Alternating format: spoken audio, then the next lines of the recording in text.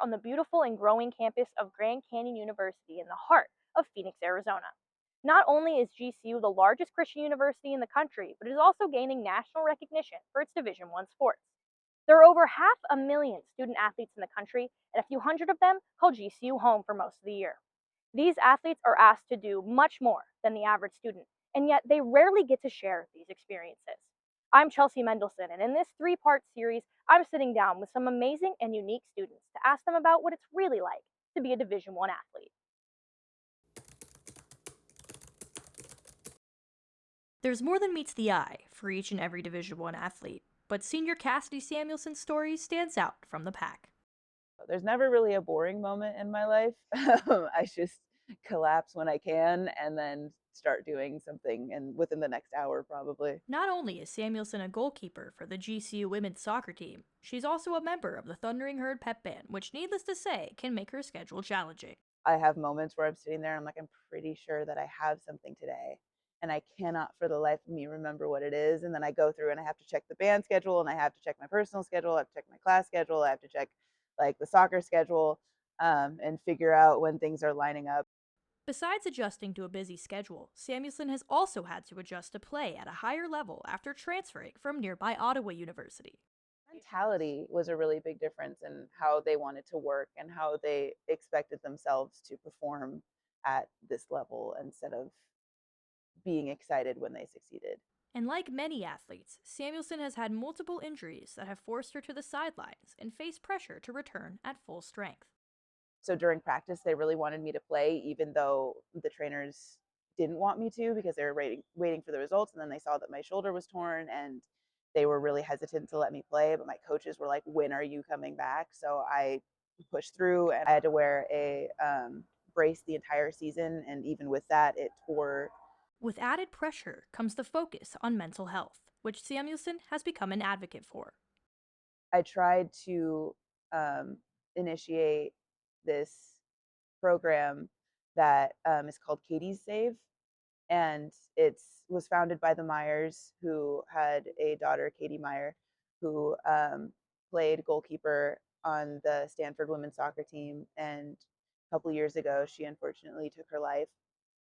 And since then, they have been creating this initiative and trying to plant it in different schools that just creates an advocate for student athletes. Pressure on student athletes also comes from the fans, who may not fully understand the circumstances they face.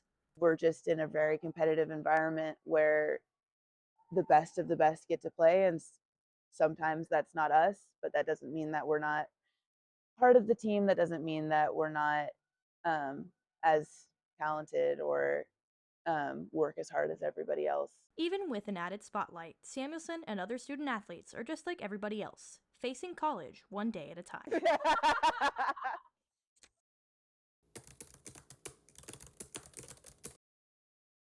For a select few, sports are second nature, and Jordan Lucas is certainly one of them.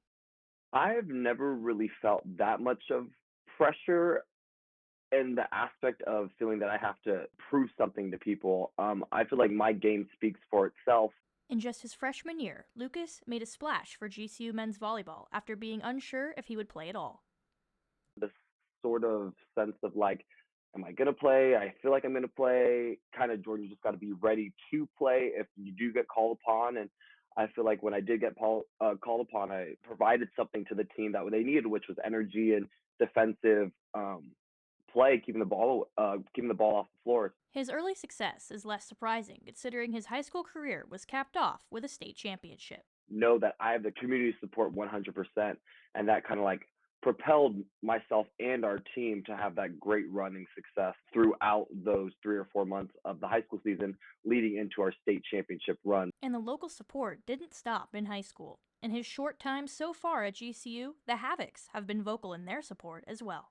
I work at the Herd Stop, which is like right next to where I live, and I do cashier mostly. So a lot of the time, people come in, they're like, "Oh, you're on the men's volleyball team," or "Oh, we love you so much," or whatever the case may be. So seeing or kind of getting that engagement back from the student body is great to see. Along with the highs have also come lows as Lucas tried to fit in his new environment. Last year, I toned myself down probably the first 2 months or so going into the season just because I didn't really want to give everyone this impression and be so outspoken and whatever the case may be. And then I kind of noticed that it was affecting how I was feeling, how I just performed in volleyball. And I kind of just one day was like, I'm done. I'm just gonna be myself. I'm gonna speak whatever. I'm gonna speak my mind. I'm gonna say what I want to say. I'm gonna be who I know I am. Staying true to himself has been the secret to success. With at least 3 more seasons of eligibility, the sky's the limit for Jordan Lucas in GCU volleyball.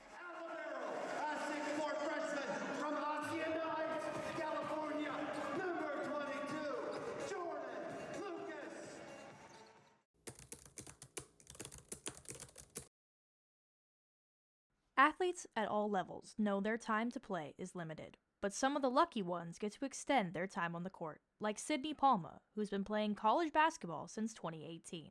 So I redshirted my freshman year. That gave me an extra year, and then COVID extra year. So it's like I'm benefiting like through continuing to play, but also like I was able to get my master's degree, and that's pretty important. What I came to college for. And for the Palmas, coming to GCU has become a family tradition. I didn't think GCU was going to be an option until it was like a few weeks left, and I was like, okay, they called me, and I was like, okay, I need to think of this as an option. So once I knew that was an option, I kind of talked with my parents. She was trying to be nice and be like, you need to do what you need to do. Don't think of anyone else. Don't think of our family. But obviously, deep down, she was probably like, please come to GCU, like please.